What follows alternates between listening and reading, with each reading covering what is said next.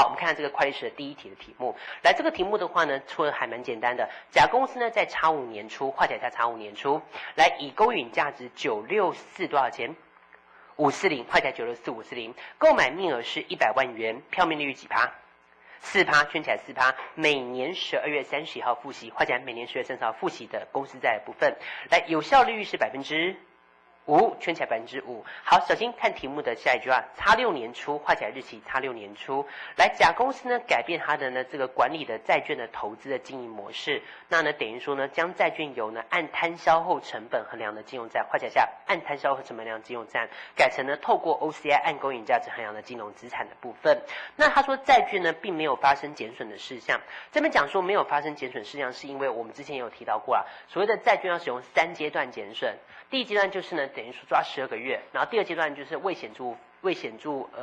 就是第一个话是等于说就是信用风险并未显著增加，第二个话就是说已显著增加，第三个叫已经发生什么损减损，所以等于说他说如果未发生减损，代表他没有到第几阶段？第3阶段，这样可以吗？代表它没有到第3阶段。好，各年底的资料如下，我们看到下面的资料的部分，下面有给你市场利率，还有公允价值，还有总账面金额。好，在总账面金额的旁边帮我写个笔记，这样我们曾经教过，总账面金额简单说是不考虑什么价值变动，公允价值变动下去，不考虑 FV 的变动叫总账面金额。所以呢，我们之前讲过，总账面就是不考虑 FV 的变动叫总账面金额，帮我写上去。OK， 好，再来是呢，估计的预期信用损失的金额。那不要忘记，预期信用损失要把背抵损失调到应有的余额的部分，这样可以吗 ？OK， 好，那我们看到下面X5年底，X5年底的话呢，它已经有给你总账面金额，还有公允价值，还有市场利率，还有预期信用损失，还有X6年跟X7年的资料。来试做括号1，要你做X6年有关债券投资的分录。好，这个在会计所班的同学你还没上到，但是马上下一本讲义就会上到，这很快就面临到，所以同学就尽量听懂它，你以后再听第二次会印象更深刻。来，我们看括号1的部分，要你做X6年有关债券投资的分录，括号2是X7年的分录，括号3的话呢，我们待会再看一下。那待会我们先做括号1的部分。括号1的话呢，他问你说X6年债券投资的分录号，我们回到题目的第3行的部分，第2行的部分。他说X6年初我改变我的这个经营模式，从摊销后成本重分类为透过 OCI 的部分。好，这边我们教同学怎么去做重分类的动作。来，下面答案都帮同学写好，所以待会同学帮我想去圈2、3。这个重分类我们教同学一下很简单。第一个，你要把摊销后成本转成透过 OCI 的话，第一个我们先冲掉按摊销后成本。来，我们想问同学，按摊销后成本你一定有学过，它是不考虑公允价值还是考虑公允价值？不考虑什么价值？公允价值。所以注意它会维持上面的总什么金额？账面金额。所以我们要冲掉金额，跟我说金额是972多少钱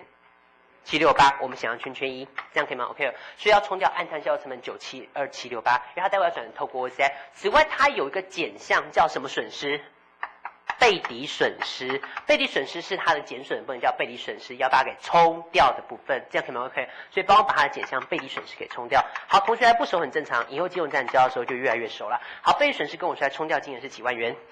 ？1万，想去圈2，这样可以吗 ？OK， 所以摊销成本它不调公允价，把总账面冲掉，它有个减项叫什么损失？背抵损失给冲掉。好，冲完的话，注意到这边是一个逻辑，抬头看下一版，因为基本上它都会转成透过 OCI， 透过 OCI 也要采用加利息减收付现的部分，所以要算未来折溢加摊销。既然要算未来折溢加摊销的话，要把这个总账面金额直接平转过去。什么叫平转？等于说把这个金额平转过去之后，待会的话一样可以用题目的第2行有效率几%来算利息。5%的部分，这样可以用5%展延回去，这样可以吗 ？OK， 所以要把这个地方给平转过去，放到按透过 OCI， 透过其他综合水益，怎样上我答案？透过其他综合水，按公允价值衡量之金融资产，就直接放进来是972768，想去圈3，这样可以吗 ？OK， 所以等于说把这个总账面减转过去之后，待会就继续使用的这个有效利率是5%，继续算这个加利息减收付现的部分，这样会吗 ？OK， 好，写完到这边好，请问小新回来跟我们讲一下，这边的话主要因为透过 OCI 有个特色，它要调到什么价值？公允价值，所以你转过来说知道总账面金，但是要调到公允价值。来问同学，他调到公允价值放个东西叫评价调整，有印象吗 ？OK， 好，回到下，帮我看题目的X5年底，X5年底就是X6年初，公允价值是946多少钱